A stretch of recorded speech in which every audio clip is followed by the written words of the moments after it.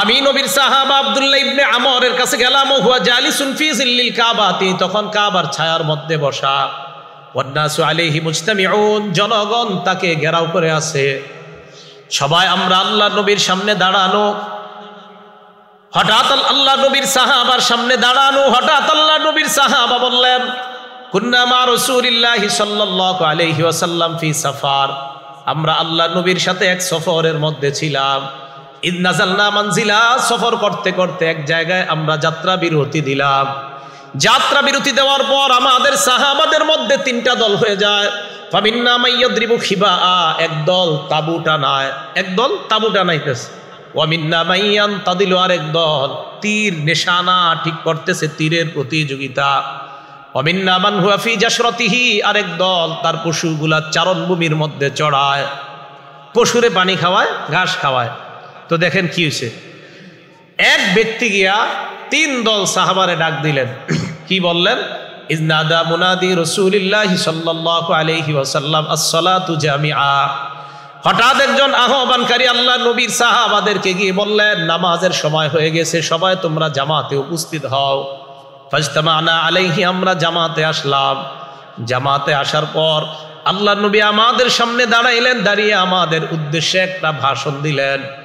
ভাষণের মধ্যে বললেন, ইন্নাহু লাম ইয়াকুন নাবিয়্যুন ক্বাবলি ইল্লা কানা হাক্কান আলাইহি আইয়াদুল্লাহ উম্মাতাহু আলা মা ইয়ালামুহু খায়রান লাহুম ওয়া ইউনজিরু কওমাহু আলা মা ইয়ালামুহু শাররান লাহুম। আমি সহ আমার পূর্বে যত নবী দুনিয়ার মধ্যে আসছে, সমস্ত নবী তার উম্মতের জন্য মৌলিকভাবে দুইটা দায়িত্ব আদায় করা লাগতো। কয়টা দায়িত্ব? সব নবী তার উম্মতের জন্য দুইটা দায়িত্ব পালন করা লাগতো, আমি সহ যত নবী দুনিয়াতে আসছে।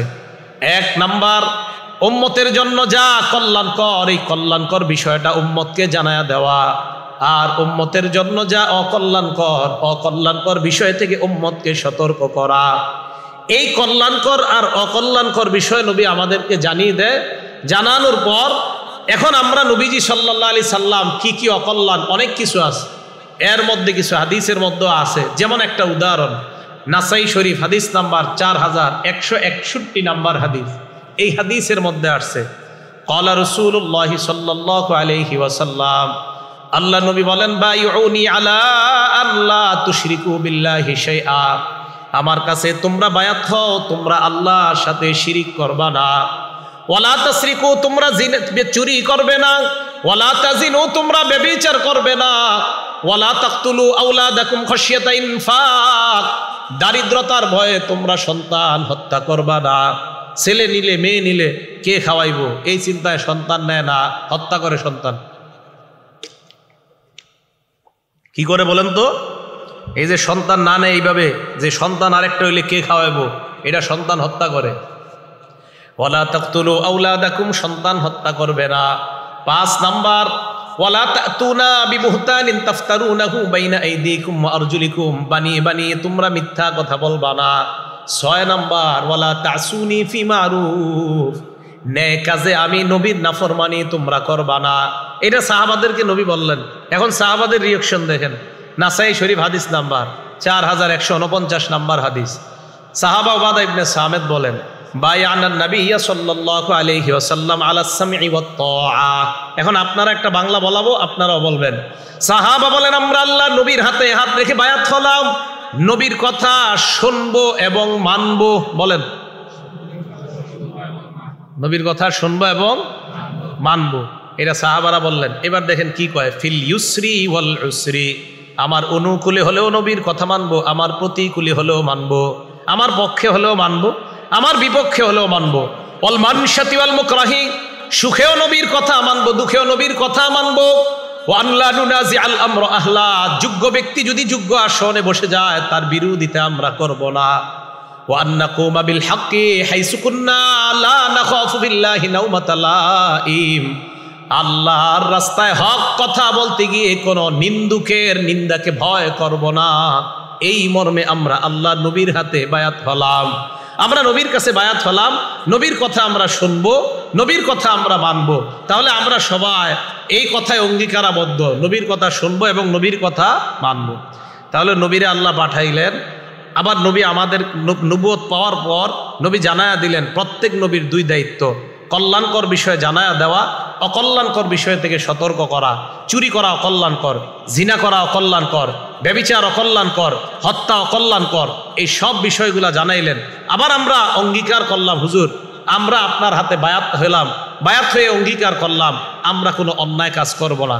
এবার দেখেন আল্লাহ কোরআনে কি বলে সূরা হাশরে, মা আতাকুমুর রাসূলু ফাখুযু, নবী তোমাদেরকে যা দেয় তা তোমরা গ্রহণ করো, ওয়া মা নাহাকুম আনহু ফান্তাহু, নবী যা থেকে নিষেধ করে তা থেকে তোমরা বিরত হও। আল্লাহ বললেন নবী যা দেয় তা গ্রহণ করো, নবী যা থেকে নিষেধ করে তা থেকে বিরত হও। এবার আমার আপনার প্রশ্ন, নবী আমাদেরকে কি দিয়েছেন? যেইটা দিয়েছেন এটা আমরা গ্রহণ করব। সহিহুত তারগীব 40 নম্বর হাদিসের বর্ণনা, আল্লাহ নবী বলেন তারাকতু ফীকুম মা ইন ইতাসামতুম বিহি ফালান তাদিল্লু আবাদা, আমি তোমাদের কাছে দুটি জিনিস দিয়ে গেলাম, এই দুইটা আঁকড়ে ধরবা, কখনো তোমরা পথভ্রষ্ট হবে না। আল্লাহ বলছে দা দিছে তা গ্রহণ করো। বলেন নবী কয় জিনিস দিছে? দুই জিনিস, কিতাব আল্লাহ, আল্লাহর কোরআন, 2 নাম্বার ও সুন্নাত রাসূলি, আল্লাহর নবীর সুন্নত। 1 নাম্বার কোরআন, 2 নাম্বার সুন্নত। খুব মন দিয়ে শুনেন কোন দিকে আমি একটা গুরুত্বপূর্ণ কথার দিকে আগাইতেছি। 1 নাম্বার কোরআন, 2 নাম্বার সুন্নত। এখন বোঝা গেল আমরা কোরআন সুন্নাহ মানব, আর কোরআন সুন্নাহ থেকে আমরা সব শিখব কোনটা কল্যাণকর আর কোনটা অকল্যাণকর। ইবনে মাজাহ হাদিস নাম্বার 11, এই হাদিসের বর্ণনাকারী জাবের রাদিয়াল্লাহু তাআলা আন, তিনি বলেন আন জাবির ইবনে আব্দুল্লাহ রাদিয়াল্লাহু তাআলা আন, জাবির ইবনে আব্দুল্লাহ বলেন কুন্না ইনদান নবী সাল্লাল্লাহু আলাইহি ওয়াসাল্লাম, আমরা আল্লাহর নবীর সামনে আসি, নবীজি আমাদের সামনে আসলেন, খত্ত রাসূলুল্লাহ, খত্ত নবী একটা লম্বা দাগ দিলেন, দাগ দেওয়ার পর খত্ত খত্তাইনি আন ইয়ামিনি, ডানে 2টা দাগ দিলেন, ও খত্ত খত্তাইনি আন শিমালি, বামে 2টা দাগ দিলেন। আবার নবী আসলেন, আসার পর মাঝে একটা দাগ দিলেন, ডানে 2টা দাগ দিলেন, বামে 2টা দাগ দিলেন, দেওয়ার পর সুম্মা ওয়াদা'a ইয়াদাহুন নাবিয়্যু সাল্লাল্লাহু আলাইহি ওয়াসাল্লাম ফিল খত্তিল আওসাত, আল্লাহ নবী তার হাত মুবারক মাঝখানের রাস্তার মাঝখানের দাগের উপর রাখলেন। বলেন তো দাগ কি একটা দিছে না অনেকগুলা? অনেক, কিন্তু রাখছে কোনটার উপর? মাঝখানে। মাঝখানের দাগে হাত রাখার পর নবী বললেন হাদা সাবিলুল্লাহি মুস্তাকিমা, এটাই হলো আল্লাহর সোজা রাস্তা, এটা হলো আল্লাহর সোজা রাস্তা তথা কোরআন সুন্নাহর রাস্তা। এটাই তো কোরআন সুন্নাহর রাস্তা একটা, এটা সিরাতে মুস্তাকিম। আশেপাশের রাস্তা সব শয়তানের রাস্তা, প্রত্যেক রাস্তা এক শয়তান দাঁড়ায় দাঁড়ায় আমাকে আপনাকে আহ্বান করে। বলেন কোরআন সুন্নাহর রাস্তার নাম কি? সিরাতে মুস্তাকিম।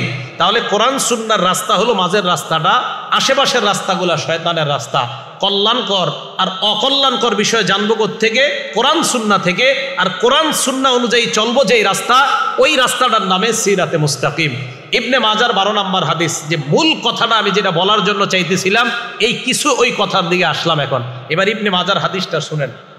এই হাদিসের বর্ণনাকারী মিকদাম ইবনে মাদি কারব রাদিয়াল্লাহু তাআলা, তিনি বলেন রাসূল আকরাম সাল্লাল্লাহু আলাইহি সাল্লাম ইরশাদ করেন ইউশিকুর রাজুলু মুত্তাকিয়ান আলা আরিকাতি, শের জামানায় কিছু মানুষ কোরআন পড়তে পড়তে এত বড় গবেষক হবে, হওয়ার পর সিংহাসনের মধ্যে বসা থাকবে আর ভাব ধরবে আমার চাইতে বড় পণ্ডিত আর দুনিয়ায় কেউ নাই, শুধু কোরআন পড়তে পড়তে অনেক বড় গবেষক হয়ে গেছে কোরআন। এবার ওই ব্যক্তির সামনে আমি আপনি আমরা কেউ গেলাম, যাওয়ার পর হাদিস পেশ করলাম, ইউহাদ্দাসু বিহাদিসিম মিন্নি, আমার হাদিস তার সামনে যখন পেশ করা হয়, ওই ব্যক্তি বলবে বাইনানা ওয়া বাইনাকুম কিতাবুল্লাহ, আমাদের মাঝে তোমাদের মাঝে আল্লাহর কোরআন থাকতে হাদিসের কি প্রয়োজন? আওয়াজ দিয়ে বলেন নাউজুবিল্লাহ। কোরআন থাকতে হাদিসের কি প্রয়োজন? বলেন আমগো কাছে নবীজি কি শুধু কোরআন দিছে না কোরআন সুন্নাহ? আবার আল্লাহ কইছে নবী যা দিছে এটা গ্রহণ করো। নবী দিছে কয় জিনিস? কোরআন এবং সুন্নাহ। এখন আমরা ওই কোরআনওয়ালার কাছে যখন গিয়ে হাদিস পেশ করব, সে বলে আমাদের কাছে কোরআন থাকতে হাদিসের কি দরকার? এখন সে যুক্তি দেয় ফামা ওয়াজাদনা ফীহি মিন হারামিন হারামনা, কোরআনের হারাম হারাম মানলেই হয়। ওমা ওয়াজাদনা ফীহি মিন হালালিন ইস্তাহলালনা, কোরআনের হালাল হালাল মানলেই হয়। কোরআনের হালাল কোরআনের হারাম মানলেই তো, হাদিসের কি দরকার? নবীজি বলেন তার মুখের উপর তখন বলে দিবা আলা ওয়া ইন্নামা হাররামা রাসূলুল্লাহ মিসলু মা হাররামাল্লাহ, নবী যা হারাম করে, নবীর হারাম করাটা আল্লাহর হারামের মতো বিধিবদ্ধ হয়ে যায়। তাহলে আমার নবীর হারাম, আমার নবীর হালাল, আল্লাহর হালাল, আল্লাহর হারাম, এটার যেমন গুরুত্ব, আমার নবীর করা হালাল হারামেরও ঠিক তেমন গুরুত্ব। নবীজি সাল্লাল্লাহু আলাইহি সাল্লামকে আল্লাহ দুনিয়াতে পাঠিয়েছেন রহমত হিসাবে। এই কথাটা আল্লাহ বলেন, ওয়ামা আরসালনাকা ইল্লা রাহমাতাল লিল আলামিন। নবী মুহাম্মদ সাল্লাল্লাহু আলাইহি সাল্লাম, আমি আপনাকে গোটা জগতের জন্য রহমত হিসাবে দুনিয়াতে পাঠিয়েছি। নবীজি সাল্লাল্লাহু আলাইহি সাল্লাম দুনিয়াতে আগমন করলেন, আল্লাহ যে ওনাকে সৃষ্টি করলেন, মাথা থেকে পা পর্যন্ত নবীজি কেমন ছিলেন সামান্য একটু বর্ণনা আমরা শুনে নিব। প্রথম কথা হলো, হাদিসের একটা কিতাব আছে নাম আল জামিউস সগীর, ইমাম সুয়ুতি রহমতুল্লাহ আলাইহির লেখা, 6452 নাম্বার হাদিস। এই হাদিসের মধ্যে আসছে, কানান নবিয়্যু সাল্লাল্লাহু আলাইহি ওয়াসাল্লাম আবয়াদা কাআন্নামা সিগা মিন ফিদ্দা। রাসূল আকরাম সাল্লাল্লাহু আলাইহি সাল্লাম এতটা সৌন্দর্যময় ছিলেন যেন রূপা দ্বারা নবীজির দেহটাকে গঠন করা হয়েছে। কি দ্বারা? রূপা। মা বোনদের পেটে যখন সন্তান থাকবে নবীজিকে নিয়ে ভাববে, সিনেমা নাটক না দেখে, নবীজিকে যেন রূপা দ্বারা তার দেহটাকে সাজানো হয়েছে। এক নাম্বার, নবীজির মাথা মুবারক। তিরমিজি শরীফের 3637 নাম্বার হাদিস, 3637 আর কি, 3637। কানান নবিয়্যু সাল্লাল্লাহু আলাইহি ওয়াসাল্লাম দখমার রাসি। নবীজি সাল্লাল্লাহু আলাইহি সাল্লামের মাথাটা তুলনামূলক একটু বড় ছিল, একদম ছোট ছিল না, দেখতে খুব চমৎকার ছিল। এমন ভাবে আল্লাহ তার মাথাটাকে সাজিয়েছে। দ্বিতীয়, মাথার মধ্যে চুল কেমন ছিল? একটা কিতাব আছে নাম জাওয়াইদুল মুসনাদ, 944 নাম্বার হাদিস। এই হাদিসের মধ্যে আসছে, কানা রাসূলুল্লাহ সাল্লাল্লাহু আলাইহি ওয়াসাল্লাম কাসীরা শা'রির রাসি। নবীজি সাল্লাল্লাহু আলাইহি সাল্লামের মাথার চুলগুলো অধিক ঘন ছিল, চুলগুলো ঘন ছিল। 3 নাম্বার, চুলগুলা দেখতে কেমন ছিল? মুসলিম শরীফের 2347 নাম্বার হাদিস। আমাদের মাদ্রাসার পাঠ্যপুস্তক অনুযায়ী লা বিল জাদিল কাতিতি, নবীজির চুল মুবারক একবারে কোকড়ানো ছিল না, ওয়ালা বিসাবতি, একদম লম্বাও ছিল না। নবীজির চুল মুবারক কোকড়ানো ছিল না, লম্বাও ছিল না। তাহলে কেমন ছিল? আল জামিউস সগীর 6452 নাম্বার হাদিসে আসছে, কানা রাসূলুল্লাহ সাল্লাল্লাহু আলাইহি ওয়াসাল্লাম রাজিলাশ শা'রি। নবীজির চুল মুবারক গুলো এমন সুন্দর ছিল, হালকা ঢেউ খেলতো মাথার মধ্যে চুলগুলো। এই চুলের মধ্যে স্মৃতি হতো কিভাবে? নবীজি নিজে কাটতে চাইতেন না, স্মৃতি হয়ে গেলে নবীজি স্মৃতি কাটতেন। এটাও আল জামিউস সগীর হাদিস নাম্বার 6475 নাম্বার হাদিস। ইনিন ফারাকাত আকিকাতুহু ফারাকা, চুলগুলা যদি এমনি এমনি স্মৃতি কাটতো, ফারাকা, তাহলে নবীজি স্মৃতি কাটতেন চুলের মধ্যে মাছ থেকে। ওয়া ইল্লা ফালা, অন্যথায় স্মৃতি কাটতেন না, অন্যথায় স্মৃতি কাটতেন না, না হয় স্মৃতি কাটতেন নবী সাল্লাল্লাহু আলাইহি সাল্লাম। মুসলিম শরীফের 2344 নাম্বার হাদিসের মধ্যে আসছে, নবীজি সাল্লাল্লাহু আলাইহি সাল্লামের সামনের চুল মুবারক এবং সামনের 2-1টা দাড়ির ব্যাপারে আসছে। কদের শামিতা রাসূলুল্লাহ সাল্লাল্লাহু আলাইহি ওয়াসাল্লাম, কদের শামিতা মুকদ্দাম রাসি রাসূলুল্লাহ সাল্লাল্লাহু আলাইহি ওয়াসাল্লাম ওয়া লিহিয়াতি। আল্লাহ নবীর চুল মুবারকের সামনে এবং দাড়ির সামনের কিছু পাকা ছিল, সামনে এবং দাড়ির কিছু পাকা ছিল। মোট 18টা, কয়টা? 17 বা 18টার মতো। এখন এই চুলগুলা যে পাকা ছিল, সব সময় বোঝা যাইতো না যে চুল এরকম পাকা ছিল। তাহলে বোঝা যাইতো কিভাবে? হাদিসের মধ্যে আসছে, কানা ইদা দাহনা লাম ইয়াতাবায়্যান, নবীজি যখন তেল ব্যবহার করতেন তখন সাদা চুলগুলা দেখা যাইতো না। তেল দিলে তখন আর সাদা চুল দেখা যাইত না। ওয়া ইযা কানা শাইসা রাসুহু, চুলগুলা যখন অগোছালো হতো, তাবাইয়ানা, তখন সামনের এবং দাড়ি সাদা এইগুলাই স্পষ্ট হয়ে যাইত। তো বেশি ছিল না। নবীজি সাল্লাল্লাহু আলাইহি সাল্লামের ইন্তেকাল পর্যন্ত অনেকের অভিমত 18টা সাদা, তার 63 বছরে মাত্র 18টা। তো রাসূল আকরাম সাল্লাল্লাহু আলাইহি সাল্লামের চুল মোবারক সামনে যদি তেল দিয়ে রাখতো তাহলে বোঝা যাইত না সাদা, আর যদি তেল ছাড়া অনেক সময় দেখা যেত চুল যদি অগোছালো হইতো, আঁচড়াইতো না, যদি এমন হইতো যে চুল কোনো কারণে সামনে আসছে, তখন বোঝা যাইত যে দুই একটা পাকা আছে। এই হলো নবীজির চুলের অবস্থা। 4 নাম্বার, নবীজি সাল্লাল্লাহু আলাইহি সাল্লামের চুল কতটুকু রাখতেন? 3টা কথা মনে রাখবেন। 1 নাম্বার ওয়াফরা, 2 নাম্বার লিম্মা, 3 নাম্বার জুম্মাহ। ওয়াফরা বলা হয় 2 কানের অর্ধেক পর্যন্ত চুলকে বলা হয় ওয়াফরা। 2 কান এবং 2 কাঁধের মাঝামাঝি পর্যন্ত চুলকে বলা হয় লিম্মাহ। কাঁধ পর্যন্ত প্রলম্বিত চুলকে বলা হয় জুম্মাহ। 1 নাম্বার ওয়াফরা। মুসলিম শরীফের হাদিস, 2338 নাম্বার হাদিস, 2338 নাম্বার হাদিস। এই হাদিসের মধ্যে আসছে কানা শারু রাসূলিল্লাহি সাল্লাল্লাহু আলাইহি ওয়াসাল্লাম ইলা আনসাফি উযুনাইহি। রাসূল আকরাম সাল্লাল্লাহু আলাইহি সাল্লামের চুল মুবারক ছিল 2 কানের অর্ধেক পর্যন্ত, এটাকে বলা হয় ওয়াফরা। বুখারী শরীফের বর্ণনা 5905 নাম্বার হাদিস।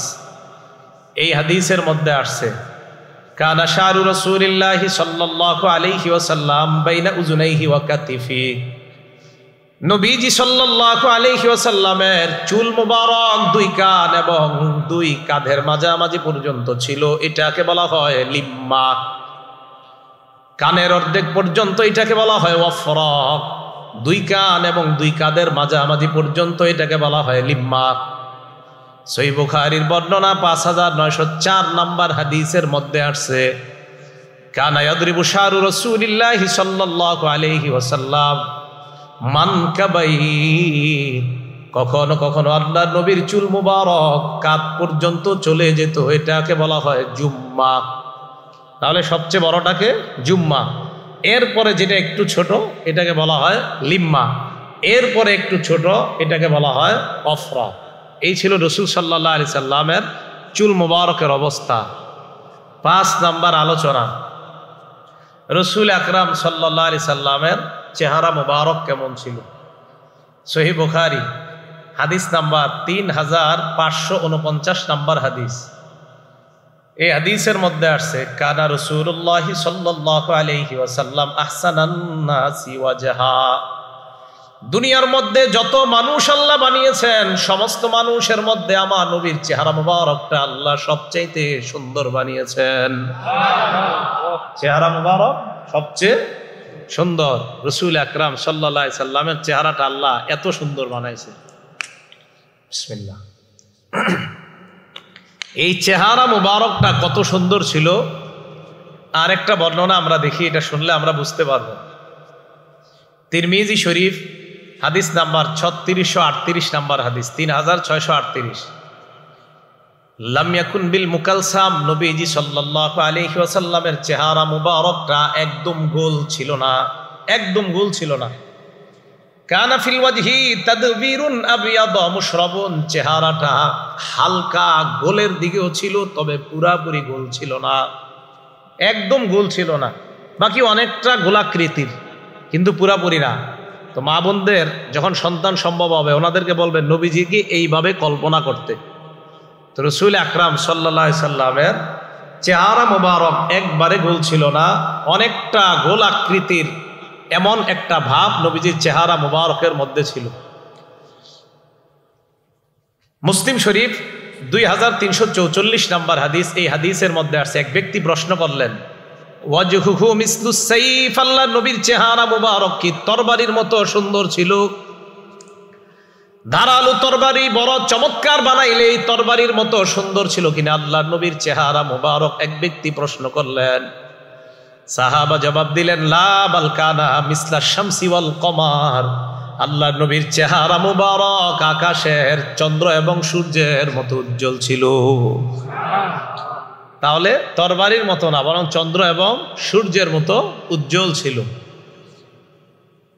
তিরমিজি শরীফের 2811 নম্বর হাদিস, এই হাদিসটা মনে রাখবেন। জাবির ইবনে সামুরা রাদিয়াল্লাহু তাআলা আনহুর বর্ণনা, নবীজির সাহাবা, তিনি বলেন, রাআইতু রাসূলুল্লাহি সাল্লাল্লাহু আলাইহি ওয়াসাল্লাম, আমি আল্লাহ নবীর চেহারা মুবারকের দিকে তাকাইলাম, নবীর দিকে তাকাইলাম, তাকানোর পর ফাজালতু আনজুরু ইলা রাসূলিল্লাহি ওয়া ইলাল কমার, আমি আল্লাহ নবীর দিকে একবার তাকাই, আবার আকাশের চাঁদের দিকে তাকাইতে লাগলাম। জাবির ইবনে সামুরা বলেন, ওয়াল্লাহি হুয়া আহসানু ইনদি মিনাল কমার, আল্লাহর কসম, আল্লাহ নবীকে আমার কাছে চন্দ্রের চাইতে সুন্দর মনে হয়েছে। আল জামিউস সগীর হাদিস নাম্বার 6475 নাম্বার হাদিসের বর্ণনা, ইয়াতালাল্লাউ ওয়াজহুহু তালাআল কমারি লাইলাতাল বাদরি, পূর্ণিমার চাঁদের রাতে চন্দ্রটা যেমন সুন্দর দেখা যায়, আল্লাহ নবীর চেহারা মুবারকটা পূর্ণিমার চাঁদের মতো এমন সুন্দর লাগতো। আকাশের পূর্ণিমার চাঁদটা যেমন সুন্দর, রসুল আকরাম সাল্লাল্লাহু আলাইহি সাল্লামের চেহারা মুবারকটা এত সুন্দর করে আল্লাহ বানিয়েছেন। এগুলো 5 নাম্বার কথা, চেহারা নিয়ে আলোচনা। 6 নাম্বার, রসুল আকরাম সাল্লাল্লাহু আলাইহি সাল্লামের কপাল কেমন ছিল, এটাও আল জামিউস সগীর হাদিস নাম্বার 6475 নাম্বার হাদিস। কানা রাসূলুল্লাহি সাল্লাল্লাহু আলাইহি ওয়াসাল্লাম ওয়াসিআল জাবিন, নবীজির কপাল মুবারক প্রশস্ত ছিল। কপাল কি ছিল? প্রশস্ত, অন্যদের চাইতে প্রশস্ত ছিল। দেখলে আল্লাহ রসুলকে নেতৃত্ব দিতে পারেন, দেখলেই নবীজিকে এমনটা মনে হইতো। এইগুলো কপালের কথা 6 নাম্বার। 7 নাম্বার, কপালের নিচে দেখেন ভুরু আছে, আসেনি? এই যে ভুরু 7 নাম্বার, এটা আল জামিউস সগীরের মধ্যে আছে 6475 নাম্বার হাদিসের বর্ণনা। হাদিসের মধ্যে আছে, কানা রাসূলুল্লাহি সাল্লাল্লাহু আলাইহি ওয়াসাল্লাম আযাজ্জাল হাওয়াজিব, আল্লাহ নবীর ভুরু মুবারক গুলা ছিল ঘন, সরু ছিল। মিন গায়রি করনিন, 2 ভুরুর মাঝখানে ফাঁকা ছিল, একটা আরেকটার সাথে মিলিত ছিল না। এবার তাকান, বাইনাহুমা ইরকুন, 2 ভুরুর মাঝখানে একটা রগ ছিল। ইউদিররুহুল গদব, আল্লাহ নবী যখন রাগ করতেন, রাগ করলে 2 ভুরুর মাঝখানের রগটা ফুলে যাইত। আল্লাহ জানে কেমন দেখা যাইতো। যদি স্বপ্নে কেউ দেখেন জানায় দেন আমারে, হ্যাঁ, যে নবীজিরে হুজুর স্বপ্নে দেখছি রাগ হয়েছে নবীজি, তো নবীজির 2 ভুরুর মাঝখানে একটা রগ ছিল, এই রগটা নবীজির রাগ ফুলাইয়া দিত। নিশ্চিত আমার নবীরে বড় চমৎকার লাগতো এই সময়, যে নবীজি সাল্লাল্লাহু আলাইহি সাল্লামের এই জায়গার আপনার একটা রগ, এটা ফুলে উঠতো। এগুলো 7 নাম্বার, 2 ভুরু। 8 নাম্বার, নবীজি সাল্লাল্লাহু আলাইহি সাল্লামের চোখ মুবারক, দেখেন এই চোখ, এটাও আল জামিউস সগীরের মধ্যে ইমাম সুয়ুতি রহমতুল্লাহি আলাইহি আনছেন, 6475 নাম্বার হাদিসের মধ্যে আনছেন। তিনি বলেন, রসুল আকরাম সাল্লাল্লাহু আলাইহি সাল্লামের এই চোখ মুবারকের বর্ণনা উনি এইভাবে দিলেন, আশকালাল আইনাইন, আল্লাহ নবী সাল্লাল্লাহু আলাইহি সাল্লামের চোখের এই পাশগুলা দিয়ে, এইগুলা দিয়ে একটু লালিমা ভাব ছিল, আবার দীর্ঘ ছিল। দেখলেই মনে হতো, চোখটার দিকে তাকাইলেই মায়া লাগতো। চোখের দিকে তাকাইলে কি লাগতো? মায়া লাগতো। একটা কিতাব আছে সহিহুল আদাবিল মুফরাদ, নাসিরউদ্দিন আলবানী রহমতুল্লাহ আলাইহি লেখা। এই কিতাবের 988 নাম্বার হাদিস, এখানে আসছে, কানা রাসূলুল্লাহি সাল্লাল্লাহু আলাইহি ওয়াসাল্লাম আযীমাল আইনাইন, আল্লাহ নবীর 2 চোখ মুবারক আল্লাহ এমন ভাবে সাজিয়েছেন, জান্নাতের মধ্যে হুরদের চোখ যেমন ডাগর চক্ষু বিশিষ্ট হুর আল্লাহ বানিয়েছেন, আমার নবীর 2 চোখ আল্লাহ দুনিয়াতে থাকতেই ডাগর চোখ বানিয়ে দিয়েছেন। 2 চোখ মুবারক ছিল, ডাগর চক্ষু বিশিষ্ট, আযীমাল আইনাইন। তিরমিজি শরীফের বর্ণনা, 3638 নাম্বার হাদিসের বর্ণনা, কানা রাসূলুল্লাহি সাল্লাল্লাহু আলাইহি ওয়াসাল্লাম আদআজাল আইনাইন, আল্লাহ রাসূল সাল্লাল্লাহু আলাইহি ওয়াসাল্লামের চোখের মণি ছিল কালো। চোখের মণি কেমন ছিল? কালো। চোখ ছিল ডাগর, চোখের মণি ছিল কালো। পাশ দিয়ে যখন তাকাইতো একটা মায়া লাগতো, অনেকটা লালিমা ভাব ছিল, পুরোপুরি না। আবার চোখের পাশটা ছিল আপনার বড়, চোখ একদম ছোট ছিল না, আবার অনেক বড় ছিল না, বরং এমন ছিল যার চোখের দিকে তাকাইলেই যে কেউ তার চোখের মায়া পড়ে যেত। এত সুন্দর করে আল্লাহ রসুলের চোখ আল্লাহ বানিয়েছেন। এগুলো 8 নাম্বার কথা। 9 নাম্বার দেখেন, চোখের পরে নাক। এই নাক কেমন ছিল? কানা আকনাল আইনাইন, আল্লাহ নবীর নাক মুবারক হালকা উঁচু ছিল। লাহু নূরুন ইয়ালু, নাকের দিকে তাকাইলে মনে হইতো এই জায়গা থেকে নূর চমকায়। এখানে আকনাল আইনাইন লাহু নূরুন ইয়ালু, এখানে তাকাইলে মনে হতো নূর চমকাইতেছে। তো রাসূল আকরাম সাল্লাল্লাহু আলাইহি সাল্লামের এটা হলো নাক মুবারক। 10 নাম্বার, নবীজি সাল্লাল্লাহু আলাইহি সাল্লামের গাল মুবারক কেমন ছিল? সাহলাল খদ্দাইন, আল্লাহ নবীর গাল মুবারক ছিল সমান, বেশি গোস্তওয়ালা ছিল না। আবার একদম গাল 2 পাশে লেগে আছে এমন না, মাঝামাঝি টাইপের, দেখতে অনেক সুন্দর, এমন 2টা গাল আল্লাহ তাকে দান করছেন। 11 নাম্বার, নবীজির দাঁত মুবারক কেমন? মুফাল্লাজাল আসনান। আমাদের বর্তমান জামানার অনেকে বিউটি পার্লারে যায় দাঁতের মাঝখানে ফাঁকা করার জন্য। হাদিসের মধ্যে আসছে তাদের উপর আল্লাহর অভিশাপ, আল্লাহ নবীর অভিশাপ।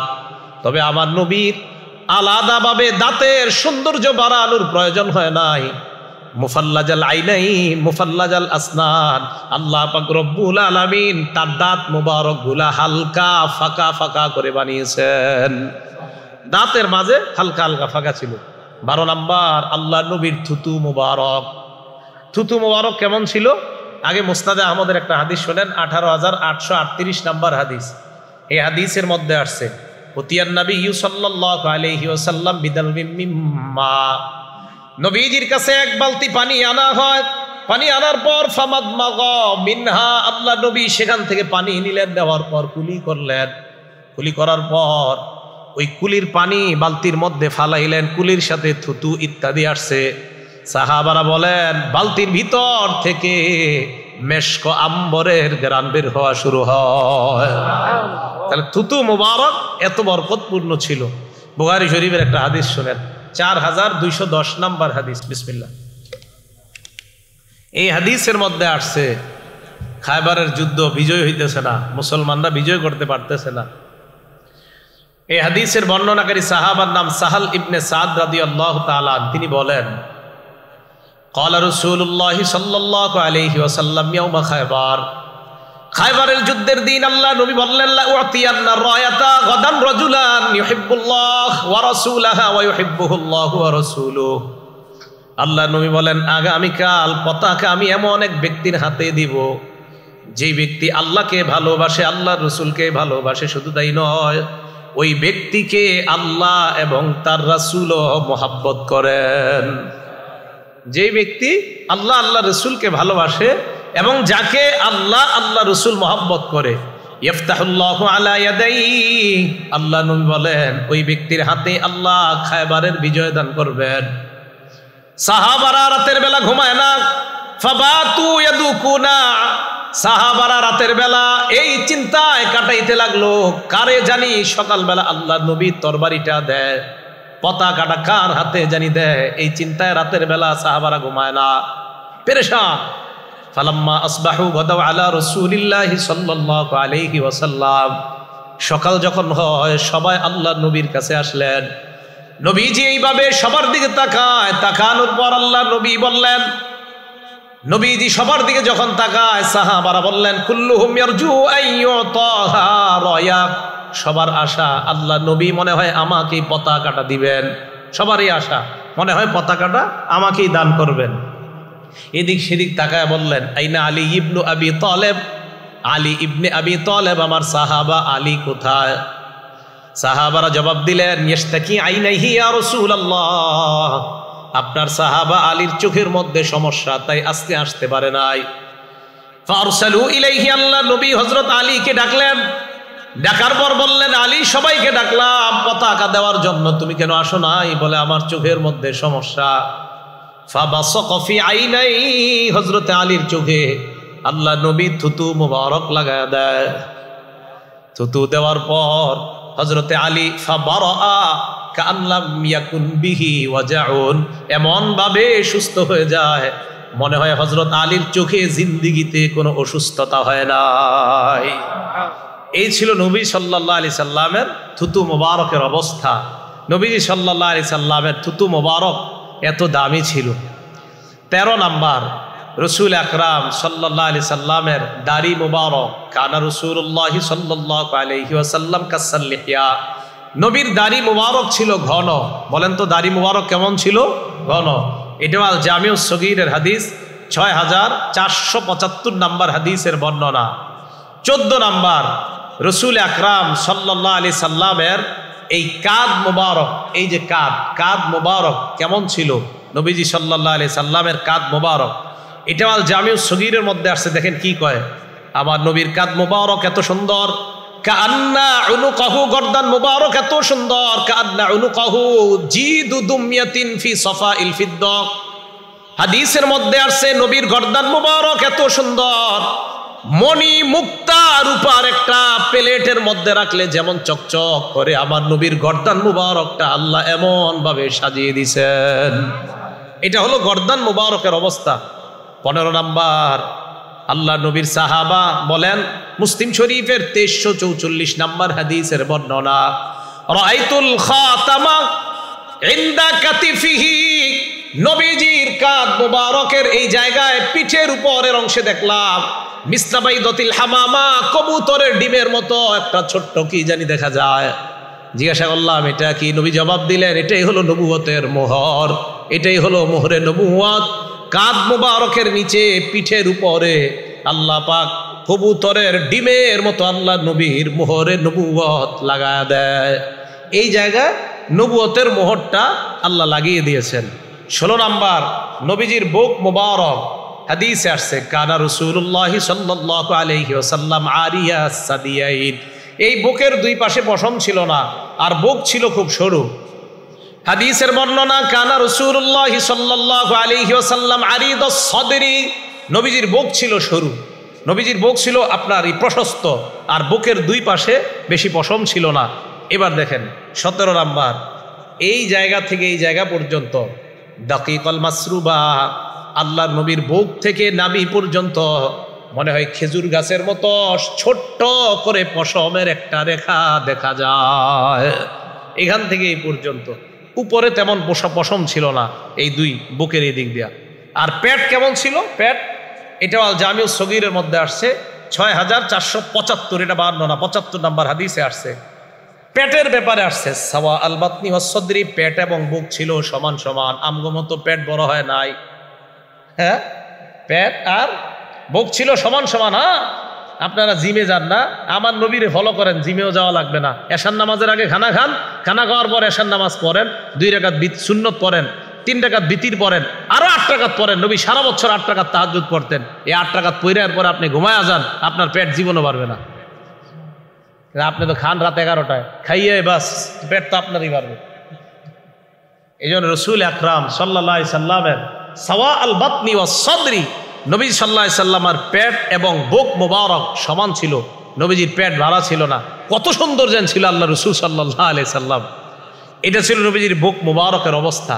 তিরমিজি শরীফের 3637 নাম্বার হাদিস, আলী রাদিয়াল্লাহু তাআলা আনহু কি বলে দেখেন, লাম ইয়াকুন রাসূলুল্লাহি সাল্লাল্লাহু আলাইহি ওয়াসাল্লাম বিত্তাবিলিল বাইন, নবীজি একবারে লম্বা ছিল না তাল গাছের মতো। ওয়ালা বিল কাসিরি, আল্লাহ নবী একবারে খাটো ছিলেন না, মাঝামাঝি রকমের এমন সুন্দরভাবে আল্লাহ নবীকে বানিয়েছেন। মুআতাদিলাল খালকি, সৃষ্টির মধ্যে সবচাইতে সুন্দর যে সৃষ্টি, এমন ভাবে আল্লাহ নবীকে আল্লাহ বানিয়েছেন। দখমাল কাতিফাইন ওয়াল কদামাইন, হাত এবং পা মুবারক গুলা ছিল মাংসালু। দখমাল কারাদিস, জোড়াগুলা ছিল মাংসালু, শক্তিশালী। আমার লাগে একটু মুসাফা করেন হুজুর। এই মুসাফা করলে, কেউ যদি মুসাফা করতো মনে হইতো নবীজির হাত মুবারক একদম নরম, আর যখন তরবারি ধরতেন আমার নবীর হাত মুবারকের চাইতে এমন সাহসী যোদ্ধার আর কারো হাত ছিল না, এমনি মনে হইতো নরম। আর যখন আপনার তরবারি নিতেন রাসূল সাল্লাল্লাহু আলাইহি সাল্লামের এই মাংসপেশি এত সুন্দর হয়ে যেত। দখমাল কারাদিস, জোড়াগুলাও আল্লাহ এত সুন্দরভাবে রাসূল সাল্লাল্লাহু আলাইহি সাল্লামের হাত পায়ের জোড়াগুলাও আল্লাহ এমন সুন্দরভাবে সাজিয়েছেন। এই কথাগুলো কেন বললাম? সাল্লাল্লাহু আলাইহি সাল্লামকে আল্লাহ রবিউল আউয়াল মাসে দুনিয়াতে পাঠিয়েছেন। তো আমাদের মা বোনরা নাটক সিনেমাগুলা না দেখা আমার নবীর নিয়ে একটু ভাবেন, নবীজির আকৃতি গঠন নিয়ে একটু ভাবেন। এই জন্য আপনারা কি করবেন, বাংলায় বেরোইছে শামাইলে তিরমিজি, বলেন কি বললাম, মসজিদের ইমাম সাহেব, খতিব সাহেব, মাদ্রাসার আলেমদের সাথে পরামর্শ করে যোগাযোগ করে এই একটা কিতাব সবাই কিনে নেবেন। যারা বিয়ে করছেন, স্ত্রী সন্তান সম্ভবা, বিবির হাতে এই বইটা দিয়ে বলবেন এটা পড়ো। ওখানে আছে নবীজির হাত কেমন, কান কেমন, নাক কেমন, চোখ কেমন, সব ওখানে দেওয়া আছে। আপনার বিবি পড়বে আর কল্পনা করবে সন্তানের উপর এই প্রভাব আল্লাহ সৃষ্টি করে দিবেন। কথাগুলো বুঝে আসছে সবার? তো রসুল আকরাম সাল্লাল্লাহু আলাইহি সাল্লাম দুনিয়াতে আসলেন, এমন সুন্দরভাবে আল্লাহ বানাইলেন। 40 বছর বয়সে আল্লাহ ওনাকে নবুয়ত দান করলেন। নাসাই শরীফের হাদিস, হাদিস নাম্বার 4191 নাম্বার হাদিসের বর্ণনা। আব্দুর রহমান ইবনে আব্দে রব্বিল কাবাহ তাবির নাম, উনি বলেন আতাইতু ইলা আব্দুল্লাহ ইবনে আমর রাদিয়াল্লাহু তাআলা আন, আমি নবীর সাহাবা আব্দুল্লাহ ইবনে আমরের কাছে গেলাম। হুয়া জালিসুন ফি জিল্লিল কাবা, তিনি তখন কাবার ছায়ার মধ্যে বসা। ওয়ান্নাসু আলাইহি মুজতামিউন, জনগণ তাকে ঘেরাও করে আছে। সবাই আমরা আল্লাহ নবীর সামনে দাঁড়ানো। হঠাৎ আল্লাহ নবীর সাহাবার সামনে দাঁড়ানো, হঠাৎ আল্লাহ নবীর সাহাবা বললেন কুন্না মা রাসূলিল্লাহি সাল্লাল্লাহু আলাইহি ওয়াসাল্লাম ফি সাফার, আমরা আল্লাহ নবীর সাথে এক সফরের মধ্যে ছিলাম। ইদ নাযালনা মানজিলা, সফর করতে করতে এক জায়গায় আমরা যাত্রা বিরতি দিলাম। যাত্রা বিরতি দেওয়ার পর আমাদের সাহাবাদের মধ্যে 3টা দল হয়ে যায়। ফামিন্না মাইয়াদ্রিবু খিবা, একদল তাবু টানায়, একদল তাবু টানাইতেছে। ওয়ামিন্না মাইয়ান তাদিলু, আরেক দল তীর নিশানা ঠিক করতেছে, তীরের প্রতিযোগিতা। ওয়ামিন্না মান হুয়া ফি জাশরাতিহি, আরেক দল তার পশুগুলা চারণভূমির মধ্যে চড়ায়, পশুরে পানি খাওয়ায়, ঘাস খাওয়ায়। তো দেখেন কি হয়েছে, এক ব্যক্তি গিয়া 3 দল সাহাবারে ডাক দিলেন। কি বললেন? ইজনাদা মুনাদি রাসূলিল্লাহি সাল্লাল্লাহু আলাইহি ওয়াসাল্লাম আস-সালাতু জামিআ, হঠাৎ একজন আহ্বানকারী আল্লাহ নবীর সাহাবাদেরকে গিয়ে বললেন নামাজের সময় হয়ে গেছে, সবাই তোমরা জামাতে উপস্থিত হও। ফাজতামানা আলাইহি, আমরা জামাতে আসলাম। জামাতে আসার পর আল্লাহ নবী আমাদের সামনে দাঁড়াইলেন, দাঁড়িয়ে আমাদের উদ্দেশ্যে একটা ভাষণ দিলেন। ভাষণের মধ্যে বললেন ইন্নাহু লাম ইয়াকুন নাবিয়্যুন ক্বাবলি ইল্লা কানা হাক্কান আলাইহি আইয়াদুল্লাহ উম্মাতাহু আলা মা ইয়ালামুহু খায়রান লাহুম ওয়া ইউনযিরু কওমাহু আলা মা ইয়ালামুহু শাররান লাহুম, আমি সহ আমার পূর্বে যত নবী দুনিয়ার মধ্যে আসছে, সমস্ত নবী তার উম্মতের জন্য মৌলিকভাবে 2টা দায়িত্ব আদায় করা লাগতো। কয়টা দায়িত্ব? সব নবী তার উম্মতের জন্য 2টা দায়িত্ব পালন করা লাগতো, আমি সহ যত নবী দুনিয়াতে আসছে। 1 নাম্বার, উম্মতের জন্য যা কল্যাণকর, এই কল্যাণকর বিষয়টা উম্মতকে জানায়া দেওয়া। আর উম্মতের জন্য যা অকল্যাণকর বিষয় থেকে উম্মতকে সতর্ক করা। এই কল্যাণকর আর অকল্যাণকর বিষয় নবী আমাদেরকে জানিয়ে দেয়। জানানোর পর এখন আমরা নবীজি সাল্লাল্লাহু আলাইহি সাল্লাম কি কি অকল্যাণ, অনেক কিছু আছে, এর মধ্যে কিছু হাদিসের মধ্যে আছে। যেমন একটা উদাহরণ, নাসাই শরীফ হাদিস নাম্বার 4161 নাম্বার হাদিস। এই হাদিসের মধ্যে আসছে ক্বালা রাসূলুল্লাহ সাল্লাল্লাহু আলাইহি ওয়াসাল্লাম, আল্লাহ নবী বলেন বাইউনি আলা আল্লা তুশরিকু বিল্লাহি শাইআ, আমার কাছে তোমরা বায়াত হও, তোমরা আল্লাহর সাথে শিরিক করবা না। ওয়ালা তাসরিকু, তোমরা চুরি করবে না। ওয়ালা তাজিনু, তোমরা ব্যভিচার করবে না। ওয়ালা তাকতুলু আওলাদাকুম খাশিয়াতা ইনফাক, দারিদ্রতার ভয়ে তোমরা সন্তান হত্যা করবা না। ছেলে নিলে মেয়ে নিলে কে খাওয়াইবো, এই চিন্তায় সন্তান নেয় না, হত্যা করে সন্তান। কি করে বলেন তো? এই যে সন্তান না নেয় এইভাবে, যে সন্তান আরেকটা হইলে কে খাওয়াইবো, এটা সন্তান হত্যা করে। ওয়ালা তাকতুলু আওলাদাকুম, সন্তান হত্যা করবে না। 5 নাম্বার, ওয়ালা তাতুনা বিবুহতানিন তাফতারুনাহু বাইনা আইদিকুম ওয়া আরজুলিকুম, বানিয়ে বানিয়ে তোমরা মিথ্যা কথা বলবা না। 6 নাম্বার, ওয়ালা তাসুনি ফি মারুফ, ন্যায় কাজে আমি নবীর নাফরমানি তোমরা করবা না। এটা সাহাবাদেরকে নবী বললেন। এখন সাহাবাদের রিঅ্যাকশন দেখেন। নাসাই শরীফ হাদিস নাম্বার 4149 নাম্বার হাদিস। সাহাবা উবাদা ইবনে সামিত বলেন বায়ানান নবী সাল্লাল্লাহু আলাইহি ওয়াসাল্লাম আলা সামঈ ওয়াত তাআ। এখন আপনারা একটা বাংলা বলাবো, আপনারাও বলবেন। সাহাবা বলেন আমরা আল্লাহ নবীর হাতে হাত রেখে বায়াত হলাম, নবীর কথা শুনবো এবং মানবো। বলেন,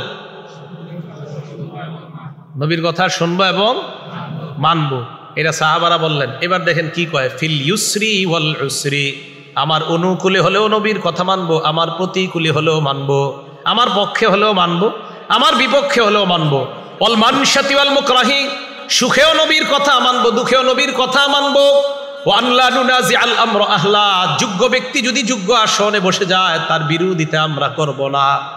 ওয়ান নাকুমা বিল হাক্কি হাইসু কুন্না লা নাখাফু বিল্লাহি নাওমাতা লাইম, আল্লাহর রাস্তায় হক কথা বলতে গিয়ে কোনো নিন্দুকের নিন্দাকে ভয় করব না। এই মর্মে আমরা আল্লাহ নবীর হাতে বায়াত হলাম, আমরা নবীর কাছে বায়াত হলাম, নবীর কথা আমরা শুনবো, নবীর কথা আমরা মানবো। তাহলে আমরা সবাই এই কথায় অঙ্গীকারাবদ্ধ, নবীর কথা শুনবো এবং নবীর কথা মানবো। তাহলে নবীরে আল্লাহ পাঠাইলেন।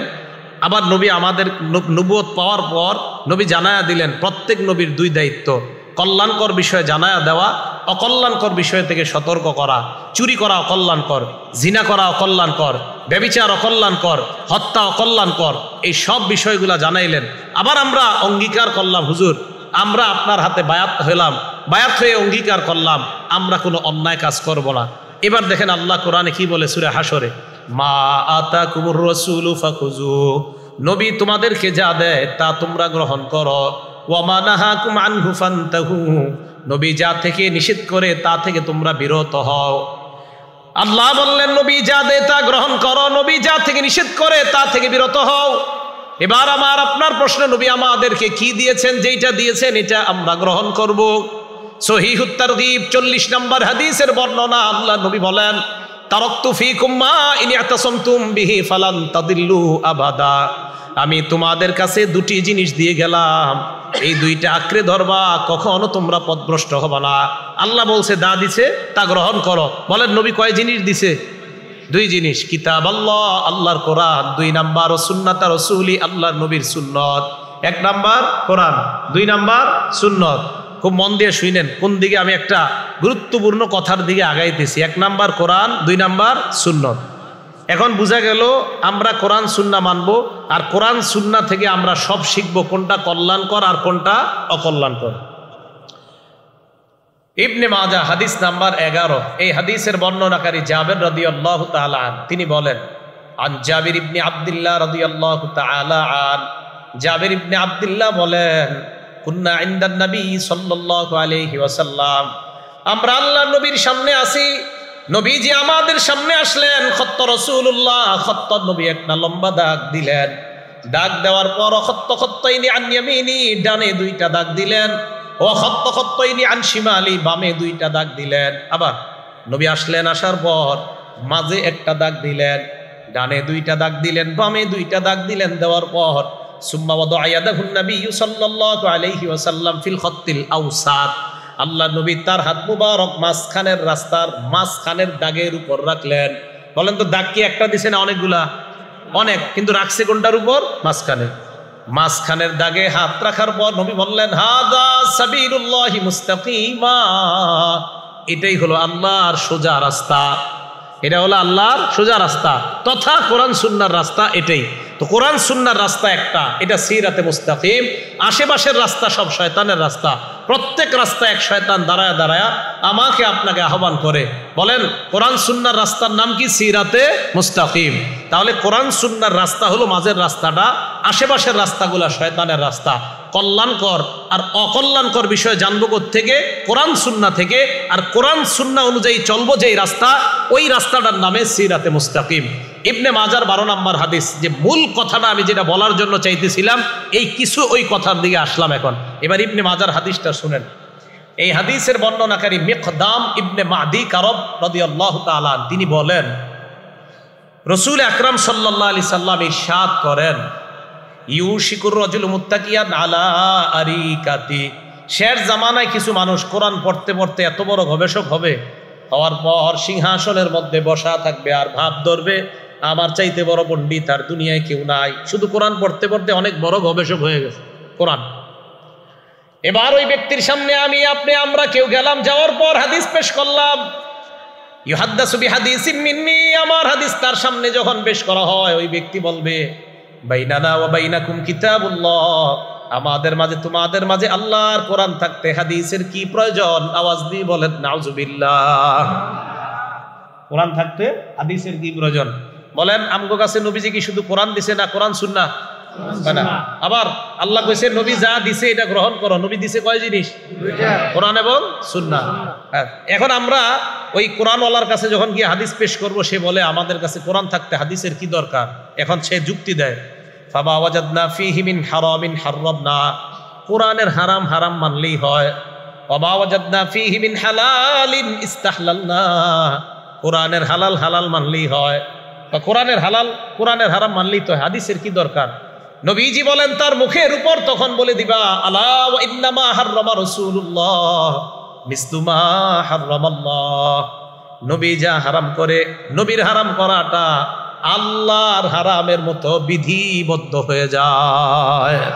তাহলে আমার নবীর হারাম, আমার নবীর হালাল, আল্লাহর হালাল আল্লাহর হারাম, এটার যেমন গুরুত্ব আমার নবীর করা হালাল হারামেরও ঠিক তেমন গুরুত্ব। কোরআন এবং সুন্নাহ, না শুধু কোরআন? সবাই বলেন শুধু কোরআন না কোরআন সুন্নাহ? আচ্ছা, কোরআন শুধু কেন মানা যাবে না? শুধু কোরআন কেন মানলে ঝামেলা কি? শুধু কোরআন যদি মানতে যান হাদিস ছাড়া কি ঝামেলা হইতে পারে? সূরা নিসা আছে, আল্লাহ বলেন আউযু বিল্লাহি মিনাশ শাইতানির রাজীম ফানকিহু মা তাবা লাকুম মিনান নিসা। পরেরটার কইলাম না, কি বলেন হুজুর?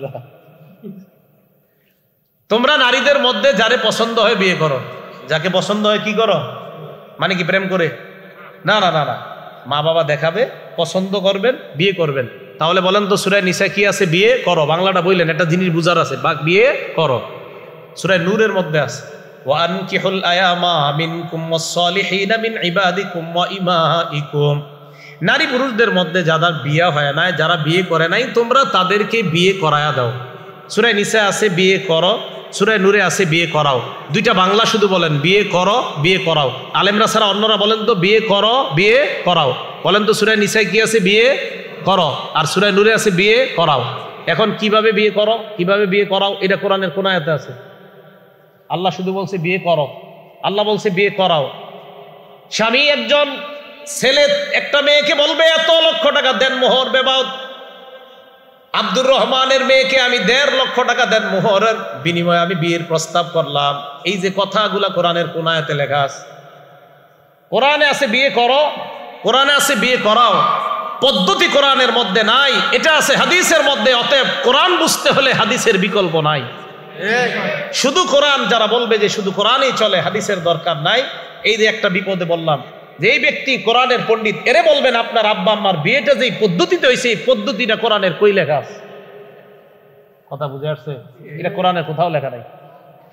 এবার আরেকটা আছেন, আল্লাহ বলেন সূরা আপনার হজের একদম 17 পারা শেষ পৃষ্ঠা, ইয়া আইয়ুহাল্লাযীনা আমানুর কাউ ওয়াসজুদু, হে ঈমানদারগণ তোমরা রুকু করো, সিজদা করো। কি করো? কিভাবে? এটা কোথাও লেখা নাই। সিজদা করো কিভাবে? কোথাও লেখা নাই। ফজরের নামাজ পড়ো কিভাবে? নামাজ পড়ো, ফজর 2 রাকাত ফরজ, এটা কোরআনের কোথাও লেখা নাই। যোহরের নামাজ 4 রাকাত ফরজ, কোরআনের কোথাও লেখা নাই। আসর 4 রাকাত ফরজ, কোরআনের কোথাও লেখা নাই। মাগরিব 3 রাকাত ফরজ, কোরআনের কোথাও লেখা নাই। এশার নামাজ 4 রাকাত ফরজ, কোরআনের কোথাও লেখা নাই। যারা বলে কোরআন থাকতে হাদিসের প্রয়োজন নাই, তাদের টার্গেট হলো আপনাদেরকে তারা মসজিদ থেকে বের করে নামাজ থেকে দূরে সরাইতে চায়। কারণ এরা একসময় আপনার ওই গুরু ঠাকুররা আপনারে বলবে কি জানেন, এক সময় এই কোরআনে নামাজ পড়ো আছে, রুকু করো আছে, সেজদা করো আছে, তুই মসজিদে যেই নিয়ম পড়ছো এটাকে আছে, তো আপনি বলবেন না অলরেডি ফেসবুকে এই জাতীয় দাওয়াত চলতেছে। তাহলে বলেন কোরআনে আছে রুকু করো কিভাবে? করো হাদিসে। বলবেন আপনারা কোরআনে আছে রুকু করো কিভাবে? কোথায় আছে? কোরআনে আছে সেজদা করো কিভাবে? কোথায় আছে? কোরআনে আছে বিয়ে করো কিভাবে? এটা কোথায় আছে? কোরআনে আছে বিয়ে করাও কিভাবে করাবা? কোথায় আছে? তাহলে শুধু কোরআন না শুধু সুন্নাহ না কোরআন সুন্নাহ? মাশাআল্লাহ, এটাই বলছে আল্লাহ, আমার নবী যা দিয়েছে তা গ্রহণ করো, যা থেকে নিষেধ করেছে তা থেকে বিরত থাকো। নবী বিদায় হজে আমাদেরকে 2টা জিনিস দিয়ে গেলেন, একটা কোরআন আর একটা হলো সুন্নাহ। মনে থাকবে তো কথাটা? একটা হলো কোরআন আর একটা হলো সুন্নাহ। এটা রাসূল সাল্লাল্লাহু আলাইহি সাল্লাম আমাদেরকে দিয়ে গিয়েছেন। এবার দেখেন বুখারী শরীফের 349 নম্বর হাদিস। এই হাদিস লম্বা হাদিস, নবীজি মেরাজ থেকে আসছে। আসার পর আল্লাহ নবীর সাথে হযরত মুসা নবীর সাক্ষাৎ। মুসা নবী আমাদের নবীকে প্রশ্ন করলেন, আল্লাহ আপনাকে কি দিয়েছেন? আমাদের নবী জবাব দিলেন, 50 ওয়াক্ত নামাজ আল্লাহ আমাকে দিয়েছেন। মুসা নবী কয়, যান যান নামাজ কমায় আনেন। কমাইতে কমাইতে কোনো বর্ণনায় 5, কোনো বর্ণনায় 10, 5 করে কমায় বা 10 করে কমায়, কমাইতে কমাইতে আছে আর 5 ওয়াক্ত। নবীজি 5 ওয়াক্ত নিয়ে দুনিয়ায় রওনা করলেন। আল্লাহ ডাক দিয়ে বললেন, হাবিব লা ইউবাদদালুল কাউলু লাদাইয়া, আমার কথার কোনো পরিবর্তন নাই। 50 ওয়াক্ত পড়লে সওয়াব দিতাম 50 ওয়াক্তের, এখন যদি 5 ওয়াক্ত পড়ে সওয়াব আগেরটাই 50 ওয়াক্তের সওয়াব দিয়ে দিলাম। ঘটনা এই জায়গা না। এই হাদিস কেন শোনাইলাম? আমাদের দেশে কোরআনের পণ্ডিত বলে, আমার মাথায় ধরে না আল্লাহ কেন একদিনে 50 ওয়াক্ত নামাজ দিবে, এটা ওনার মাথায় ধরে নাই। কোরআনের গবেষক, আমাদের দেশের এক কোরআনের গবেষক বলে ফেলছে। ওই গবেষকের এক মুরিদ এক মাদ্রাসায় 1 লক্ষ টাকা দিত প্রত্যেক মাসে। আমাদের বাংলাদেশের এক নরসিংদীর এক মাদ্রাসায় 1 লক্ষ, মানে প্রত্যেক বছর 1 লক্ষ টাকা দিত। এখন শুধু উনি এই কারণে আর 1 লক্ষ টাকা দান করবে না, কারণ ওই মাদ্রাসায় হাদিস পড়ানো হয়, উনি হাদিস যে মাদ্রাসায় পড়ানো হয় সেখানে দান করবে না, শুধু কোরআন পড়ানো হলে সেখানে দান করবে। এই মুরিদ সাহেবের পীর সাহেব যিনি আমাদের বাংলাদেশে স্টিল উনি এখনো বেঁচে আছে, ওই গুরু, উনি বলছে ওনার মাথায় ধরে না একদিনে আল্লাহ 50 ওয়াক্ত কেনই বা দিবে, যদিও পরে 5 ওয়াক্ত হয়েছে, কিন্তু আল্লাহ তো 50 কেন দিলেন? এর পুনর প্রশ্ন হলে আল্লাহ 50 কেন দিবে, এরকম অযৌক্তিক কাজ আল্লাহ কেন করবে? তো উনি বলে এগুলা মানুষের বানানো, বুখারী তিনি বানায় লেখছে। এটা হজরতের দাবি। আমি হজরতের দাবি মেনে নিয়ে নগদ ওনার মুরিদকে পাল্টা প্রশ্ন করে 2 বছর বা 2.5 বা 3 বছর হয়ে গেছে এই প্রশ্ন করছি। আমি বললাম, মানে আল্লাহ ওই মুহূর্তে সূরা মাআরিজের এক আয়াত মাথায় দিয়ে দিয়েছে, ঠিক ওই মুহূর্তে গাড়িতে বসে আল্লাহ তাআলা বলেন, তারজুল মালাইকাতু ওয়ার রূহু ইলাইহি ফি ইয়াউমিন কানা মিকদারুহু 50,000 সানা। হাদিসের মধ্যে ওনার মাথায় ঢুকে না আল্লাহ একদিনে 50 ওয়াক্ত কেন দিলেন? কোরআনের সূরা মাআরিজের মধ্যে আছে একদিনের সমান হবে 50,000 বছরের সমান। এখন বলেন 50 বেশি না 50,000 বেশি? এখন উনি বুখারীর 50 মানতে পারে নাই। উনি যখন গবেষণা করতে করতে সূরা মাআরিজে আসবে তখন বলবে আমি কোরআনও মানি না, কারণ ওনার একদিনে 50 মাথায় ধরে না। তো একদিন 50,000 বছর এটা মাথায় ধরবো কেমনে? তাহলে ওই সময় বলবে আমি কোরআনও মানি না। সূরা মাআরিজে আছে একদিনের সমান 50,000 বছর, আর আল্লাহ একদিনে 50 ওয়াক্ত মাত্র নামাজ দিছে, তো ওনার এটা ধরে নাই। তো আমি ওনারে বলছি, আপনার গুরুকে বললেন যে ওনার মাথায় ওই 50,000 বছর কিভাবে ধরবে? সম্ভবত গুরু সাহেব এখনো গবেষণা করতে করতে এখানে আসেনি। তাহলে কোরআন না সুন্নাহ? না কোরআন সুন্নাহ? মসজিদে জুমার দিন আজান দেয় কয়টা? আরে কয় না কা? বিসমিল্লাহ। জুমার আগে আজান কয়টা? জুমার আগে আর কি, জুমার নামাজের আগে 2 আজান। এক আজানে মসজিদে যান, আরেক আজানে হুজুর খুতবা দেয়, ঠিক না? এখন প্রশ্ন হইল, হুজুর 2 আজান কই পাইলেন? 2 আজান আপনারা কোথায় পাইলেন? উত্তর হইল, 1 আজান তো নবীজির সুন্নত, তো বুঝলাম নবীর সুন্নত, আরেক আজান কই পাইলেন? তো আমি জবাব দিলাম, আরেক আজান হযরত উসমান গনির সুন্নত। উসমান গনির সুন্নত যে মানতে হইব, এটা কই আছে? এত প্রশ্ন আজীব। সব সময় মনে রাখবেন, বলবেন ইবনে মাজাহ হাদিসের কিতাব। কোন কিতাব? 42 নাম্বার হাদিস। বলেন কয় নাম্বার হাদিস? এই হাদিসে নবীজি বলেন, আলাইকুম বিসুন্নতি, তোমরা আমার সুন্নত আঁকড়ে ধরো। তাহলে জুমার আগে 1 আজান নবীর সুন্নত থেকে পাইলাম, নবীর সুন্নত আঁকড়ে ধরলাম 1 আজান, এটা বুঝলাম, নবীর সুন্নত আঁকড়ে ধরলাম। এবার হুজুর আর 1 আজান, ওয়া সুন্নাতিল খুলাফাইর রাশিদিন আল মাহদিয়িন। এরপরে নবী কয়, হেদায়েত প্রাপ্ত খুলাফায়ে রাশিদার সুন্নত তোমরা আঁকড়ে ধরবা।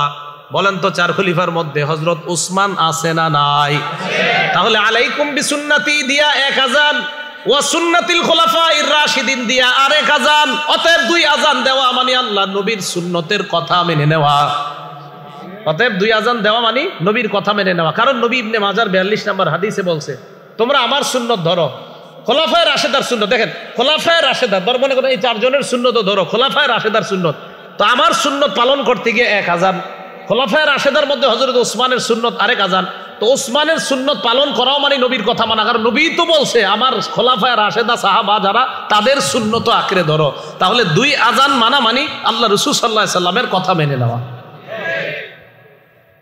আলেম ছাড়া অন্য যারা ঠিক কইতাছেন, বুঝা ঠিক কইতাছেন না বুঝা?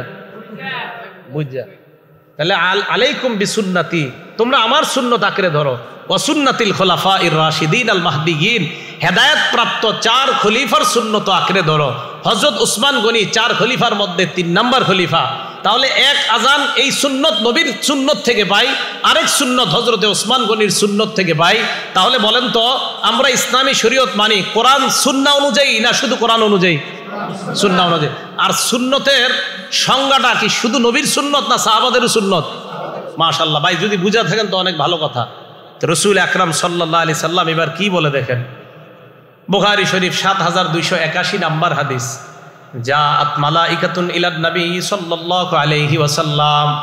আল্লাহ নবী ঘুমায়, একদল ফেরেশতা আল্লাহ নবীর কাছে আসছে। হযরত জাবেরের বর্ণনা, নবীজি ঘুমায়, একদল ফেরেশতা আল্লাহ নবীর কাছে আসছে। আসার পর এক ফেরেশতা কয় ইন্নাহু নাইম, তিনি তো ঘুমায়। আর এক ফেরেশতা কয় ইন্নাল আইনা নাইমা, তার চোখ ঘুমায়। আল কলবা ইয়াকযান, অন্তর জাগ্রত। আবার বলি, নবীজি ঘুমায় রয়েছে, ফেরেশতারা নবীর সামনে। এক ফেরেশতা কয় তিনি তো ঘুমায়, আরেক ফেরেশতা কয় তার চোখ ঘুমায়, অন্তর জাগ্রত। এখন আপনারা বলেন তো, আমি যে আপনাকে এই বুখারীর হাদিস শোনাইতেছি, আমি কেমনি শোনাইতেছি? নবী না ঘুমায় রয়েছে? হাদিসটা নবীর না? আরে নবীজির হাদিস না তো, নবীজিরা ঘুমায় রয়েছে? হ্যাঁ মাশাআল্লাহ, কে কইছে এটা অলপ জাগ্রত? আপনি আলেম না তো? না, এই তো পাওয়া গেছে শ্রোতা একজন, আলেম ছাড়াও একজন বুঝছে নবীর কলব তো জাগ্রত আছে, এই জন্য তো এই হাদিস আমরা জানতে পারছি। ফেরেশতা আসছে, আসার পর এক ফেরেশতা কয় তিনি তো ঘুমায়, আরেক ফেরেশতা কয় না, তার চোখ ঘুমায়, অন্তর ঘুমায় না। তো রাসূল আকরাম সাল্লাল্লাহু আলাইহি সাল্লাম ঘুমায় রয়েছে। এবার আরেক ফেরেশতা কয় ইন্নালি সাহিবিকুম হাযা মাসালা, এই ব্যক্তির একটা দৃষ্টান্ত আছে, ফাদরিবু লাহু মাসালা, তার দৃষ্টান্তটা দিয়ে দাও। ফেরেশতারা কয় এই যিনি ঘুমিয়ে রয়েছে ওনার একটা দৃষ্টান্ত আছে, এটা দাও তোমরা, এই দৃষ্টান্তটা বলো। এবার আরেক ফেরেশতা কয় ইন্নাহু নাইম, তিনি তো ঘুমায়। আরেক ফেরেশতা কয় ইন্নাল আইনা নাইমা ওয়াল কলবা ইয়াকযান, তার চোখ ঘুমায়, অন্তর ঘুমায় না। ফেরেশতারা বলতে লাগলেন মাসালুহু কামাসালি রাজুলিন বানা দার, তার দৃষ্টান্ত এমন ব্যক্তির মতো যেই ব্যক্তি একটা ঘর বানিয়েছে। ওয়াজআলা ফিহা মা'দুবাতান, ঘরের মধ্যে দস্তরখান বিছিয়েছে, দস্তরখানের মধ্যে সুস্বাদু খাবার। বাসাদাইয়া, একজন আহ্বানকারীকে বাহিরে পাঠিয়েছে আহ্বান করার জন্য, দস্তরখানের দিকে মানুষকে ডাইকে আনো। আহ্বানকারী বাহিরে আসছে, আসার পর আমাকে আপনাকে আমাদেরকে পেয়েছে, পাওয়ার পর কয় ওই ঘরের মধ্যে দস্তরখান বিছানো আছে, সুস্বাদু খাবার, তোমরা চলো। আমরা তার কথা বিশ্বাস করার ক্ষেত্রে দুই দল হয়ে গেলাম। এক দল আমরা বিশ্বাস করলাম, ঘরের মধ্যে গেলাম, যাওয়ার পর দস্তরখানের খাবার খাইলাম। হাদিসের বর্ণনা, এই ব্যক্তির কথা একদল মানছে, মানার পর আজাবাদ দাইয়া ওয়া দাখালাদ দার ওয়া আকালা মিনাল মা'দুবা, আহ্বানকারীর কথা বিশ্বাস করছে, ঘরে গেছে, দস্তরখানের খাবার খাইছে। আরেক দল তার কথা বিশ্বাস করে নাই, লাম ইয়াদখুলিদ দার, ঘরেও যায় নাই, ওয়া লাম ইয়াকুল মিনাল মা'দুবা, দস্তরখানের খাবারও খায় নাই। এটা বুঝছেন এতটুকু বাংলাটা? এক ব্যক্তি একটা ঘর বানাইছে, ঘরে দস্তরখান বিছিয়েছে, দস্তরখানে সুস্বাদু খাবার। এই খাবার সাজানোর পর, আমি মনে করেন বানাইছি, তো বানানোর পর সুস্বাদু খাবার সাজানোর পর একজনকে পাঠাইলাম, যান যাদেরকে পাইবেন তাদেরকে বলবেন ঘরে মজা মজা খাবার আছে, তো যারা আসবে তারা খাবে, যারা আসবে না তারা খাইতে পারবে না। তো একজন বাহিরে এসে বলছে এই ঘরে দস্তরখান আছে, মজাদার খাবার আছে, তোমরা যারা এই মজার খাবার খাইবা তাহলে তোমরা ঘরে যারা ঢুকবা মজার খাবার খেতে পারবা, আর যারা ঢুকবা না তারা খাবার খেতে পারবা না। তো এখন একদল কথা বিশ্বাস করছে, আরেক দল করে নাই। এই ফেরেশতারা এই কথাগুলা বলতেছে। এখন এক ফেরেশতা কয় আউবিলুহা লাহু, এই যে দৃষ্টান্তটা দিলা, এই দৃষ্টান্তটা কিসের দৃষ্টান্ত, এটা একটু তাকে বইলা শোনায় দাও। এবার দৃষ্টান্ত শোনাইতে লাগলেন, কিভাবে দেখেন। ফেরেশতা বলতে লাগলেন ফাদ্দারু আল জান্নাত, যে ঘরটা, ঘরের দৃষ্টান্ত হলো আল্লাহর জান্নাত। ঘর বানিয়েছেন আল্লাহ, জান্নাত সাজিয়েছেন আল্লাহ, দস্তরখান বিছিয়েছেন আল্লাহ, দস্তরখানের মধ্যে খাবার সাজিয়ে রাখছেন আল্লাহ। ফাদ্দাই মুহাম্মাদুন সাল্লাল্লাহু আলাইহি ওয়াসাল্লাম, আর যেই লোকটা ঘুমিয়ে আছেন উনি হলেন মুহাম্মদ সাল্লাল্লাহু আলাইহি ওয়াসাল্লাম। ওনাকে আল্লাহ পাঠিয়েছেন ওই দস্তরখানের দিকে মানুষকে দাওয়াত দেওয়ার জন্য। যেই মানুষগুলা তার ডাকে সাড়া দেয় তারাই জান্নাতে যাবে, যাওয়ার পর দস্তরখানের সুস্বাদু খাবার খেতে পারবে। আর যারা তার ডাকে সাড়া দিবে না তারা ঘরেও যেতে পারবে না, দস্তরখানের সুস্বাদু খাবার খেতে পারবে না। এবার আল্লাহ নবীর সামনে ওই ফেরেশতারা বলতে লাগলেন ফামান আতা মুহাম্মাদান সাল্লাল্লাহু আলাইহি ওয়াসাল্লাম ফাকাদ আতা আল্লাহ, যারা মুহাম্মদ সাল্লাল্লাহু আলাইহি ওয়াসাল্লামের আনুগত্য করে তারা আল্লাহর আনুগত্য করে। ওয়ামান আসা মুহাম্মাদান সাল্লাল্লাহু আলাইহি ওয়াসাল্লাম ফাকাদ আসাল্লাহ। নবীর নাফরমানি করে, তারা আল্লাহর নাফরমানি করে। বলেন তো শুধু কোরআন মানার নাম কি নবীর আনুগত্য, না কোরআন সুন্নাহ মানার নাম নবীর আনুগত্য?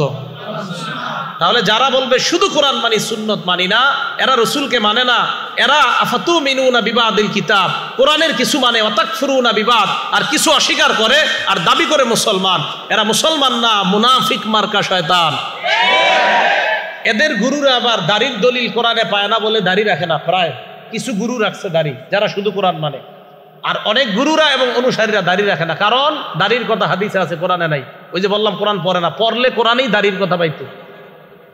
কি কইলাম বলেন তো? কোরআন পড়লে দাড়ির কথা পাইতো। মুসা নবী গেছে হারুন নবীর রাইখা, যাওয়ার পর আল্লাহর কাছে গেছে। তো যাওয়ার পর আল্লাহ বললেন, কি করছেন আপনি? কি হয়েছে? আপনার জনগণ তো শেষ হয়ে গেছে। কি হয়েছে? তা আল্লাহ বলে দিলেন, আপনি আসার পর এরা বাছুর বানাইছে, বাছুরের পূজা শুরু করছে। তাই নাকি? হ্যাঁ। তো মুসা আলাইহিস সালাতু ওয়াস সালাম আল্লাহর, আল্লাহ লিতারদ আজিলতু ইলাইকা রব্বি লিতারদ, আল্লাহ আপনার কাছে একটু তাড়াতাড়ি আসছে, আপনি যাতে আমার প্রতি সন্তুষ্ট হন। ওই দিক দিয়ে তো ঘটনা খারাপ, জাতি তো এই ঝামেলা করছে। মুসা নবীকে হারুন রাইখা আসলাম, দৌড়ায় গেছে ভাইয়ের কাছে। ভাইয়ের কাছে যাওয়ার পর গিয়ে দেখে সত্যি সত্যি জনগণ বাছুর পূজা করতেছে। এবার আমার দিকে তাকান, হারুন নবীর দাড়িতে ধরছে মুসা নবী। বলেন তো কোথায় ধরছে? বলেন হারুন নবীর কোথায় ধরছে?